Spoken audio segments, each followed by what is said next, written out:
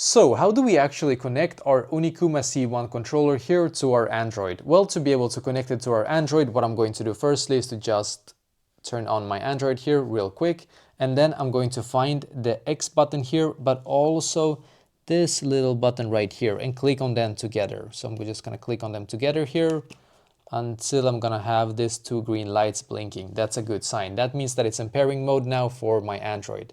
And then I'm gonna click on settings here on my Android, going to Bluetooth. And then what I'm going to do, I'm going to check for available devices. I'm just gonna turn off Bluetooth and turn it back on here. Let's see what I can find. It should be blinking. Oh, it's not blinking. Okay, I'm just gonna put it into pairing mode here again, real quick. Okay, perfect. Okay, now you can see, now it says gamepad. So I'm just gonna click on it here and then click on pair, as you can see. And now it should be connected here to my Android, because you can also see the two green lights here stays active now, stays consistent, and that means that it's now connected. And yeah, basically that is exactly how to connect the ONIKUMA C1 controller here to your Android phone.